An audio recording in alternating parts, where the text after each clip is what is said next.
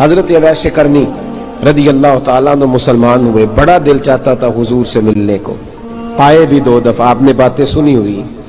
اماں بوڑھی تھی، اماں بوڑھی ہو اور ماں حکم دے دے کہ نبی پاک کے پاس نہیں جانا، ذرا سننا، تو حضرت اویس کرنی، یہ داتا گنج بخش علی اجویری نے لکھا ہے، یہ امام شورانی نے لکھا ہے، یہ تمام ان کو سیرت نگاروں نے لکھا ہے، کہا بیٹے میں کمزور ہوں، مجھے چھوڑ کے نہ جانا، چھوڑ کے نہ جانا۔ ایک دن بڑی منت کی، رو پڑے، اماں نے کہا بیٹا جانا، لیکن اگر حضور گھر نہ ہوئے تو تلاش نہ کرنا، میں فالج زدہ عورت ہوں، اٹھ کے چل نہیں سکتی۔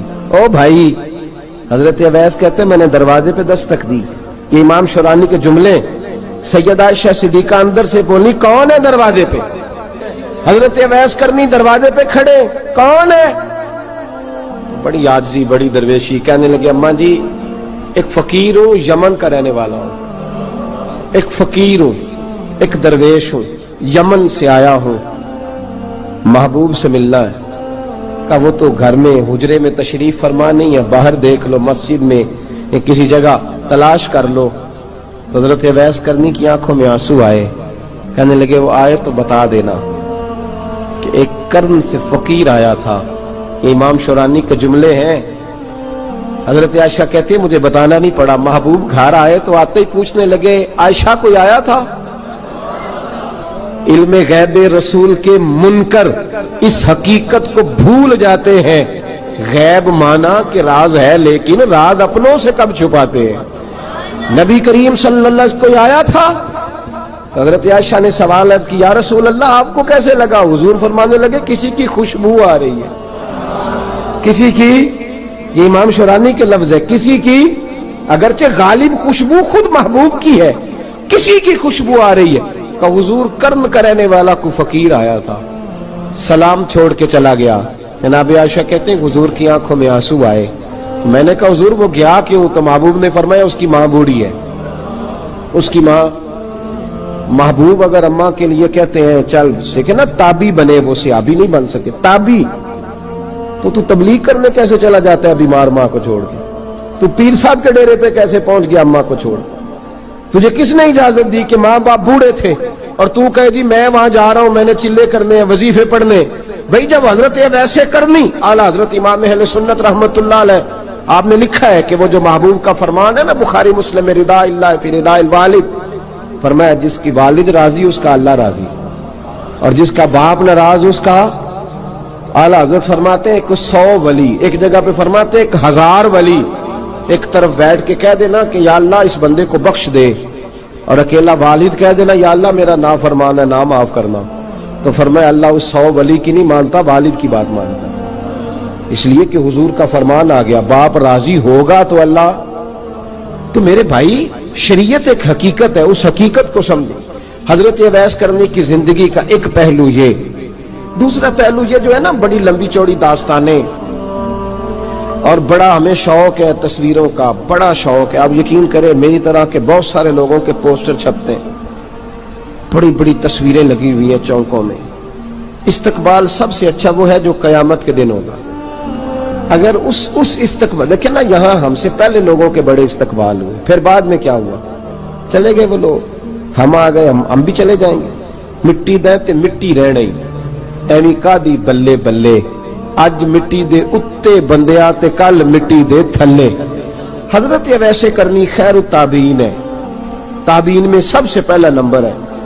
آپ کی سب سے بڑی فضیلت یہ ہے کہ آپ نہ، یہ ہم نہ بتاتے بڑا ہیں، گزرتے گزرتے بتا دیتے ہیں کہ میں تہجد گزار بھی ہوں، گزرتے گزرتے بتا دیتے ہیں کہ مسجد کی جو ٹائلیں ہیں نا وہ میں نے لگوائی ہیں، بس کوئی بندہ مل جائے صحیح جس کو ہم کرامتیں سنا سکیں۔ میرے جیسے مولوی صاحب بھی بتاتے ہیں، کہتے ہیں جب میرے جیسے اچھے لوگوں کی، وہ بھی بتاتے ہیں جب میں مسجد میں آیا تھا تو 30 بچے تھے، اب پورے 80 ہیں، وہ بھی بتاتے ہیں 1.5 صف ہوتی تھی نمازیوں کی، اب بھائی چھوڑو، اگر بچے پڑھاؤ گے تو اللہ راضی ہوگا، کو بتانے کی بات ہے، کو ذکر کرنے کی بات ہے، یہ اللہ رسول کا راز ہے، اس کا ذکر نہیں کیا جاتا۔ خواجہ اویس کرنی رضی اللہ تعالیٰ اپنے آپ کو چھپا کے رکھا ساری زندگی، ساری زندگی۔ اماں جب انتقال کر گئی نا خواجہ اویس کرنی کی، والد پہلے جا چکے تھے، والدہ انتقال کر گئی تو کسی ایک جگہ ٹھکانہ نہیں رکھا حضرت ویسے کرنی. داتا صاحب نے اس کو لکھا ہے اور اس کا تذکرہ قرآن نے کیا, یجاہدون فی سبیل اللہ ولا یخافون لومۃ لائم. فرمایا اللہ کے کچھ بندے ایسے ہیں جو اللہ کے راستے میں جہاد کرتے ہیں اور جب لوگ انہیں برا کہتے ہیں تو اس کی پرواہ نہیں کرتے. ملامتی گروہ جو کہتے ہیں کہ لوگ اگر تھوڑا سا ہم سے الرجی کریں گے تو ہو سکتا ہے, دیکھیں نا جب آپ کو کوئی برا کہتا ہے تو نفس دبتا ہے, کہتا ہے تو کچھ بھی نہیں.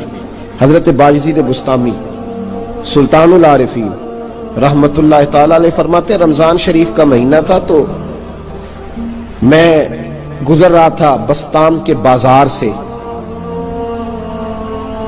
لوگ دکانوں سے اٹھ کے مجھے ملنے آنے لگے تو میرا نفس مجھے کہنے لگا بایزید اتنی شان تو آج بادشاہ کی بھی نہیں جتنی تیری ہے, پھر کاروبار چھوڑ کے تو نہیں آتا. کہتے ہیں اسی لمحے وہ جو میری روحانی ترقی تھی وہ روک گئی, میں پریشان ہو گیا کہ میں نے لوگوں کی تعریفوں کو بڑا سمجھ لیا. کہتے ہیں کھجوریں تھی ریڈی, پتہ رمضان میں کھجوریں بڑی بکتی ہیں.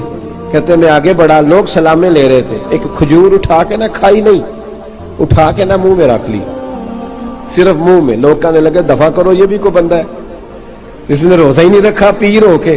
کہتے لوگوں نے ملامت کی تو میرا نفس کچلا گیا. جب کوئی آپ کو برا کہتا ہے نا, پھر جو سجدے میں رونے کا مزہ آتا ہے وہ تعریف کے وقت سجدہ ہوتا ہے کبھی. اقبال کہنے لگے نہ بچا بچا کے تو رکھ اسے, تیرا آئینہ ہے وہ آئینہ, یہ شکستہ ہو تو عزیز تر ہے نگاہ آئینہ ساز میں. فرماتے ہیں میں کھل کے رویا اللہ کی بارگاہ میں. بندے سارے, بابا بلے شاہ صاحب فرماتے ہیں ایک دن میرا بھی دل کیا تھا کہ میں اعتکاف کروں پر قصور سے نکل جاؤں. کچھ پیر کہہ کے ہاتھ چومتے ہیں, کچھ سید کہہ کے. فرمانے لگے اٹھ بلیا چل اوتھے وسیے, اور جتھے وس دینی سارے ہی انے, نہ کوئی ساڈی ذات پچھانے تے نہ کوئی سانو منے, چلو چلے وہاں جا کے بیٹھتے. حضرت اب ایسے کرنی کا یہ کمال رہا جس طرح حضرت بایزید نے کھجور رکھ لی, لوگ برا کہنے لگے, چھوڑ کے چلے گئے.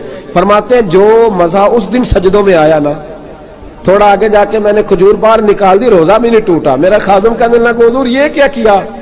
فرمانے لگے رب کے قریب ہونے کا ایک طریقہ اختیار کیا ہے, یہ بھی ایک طریقہ ہے اس کے قریب ہونے کا. صاحبو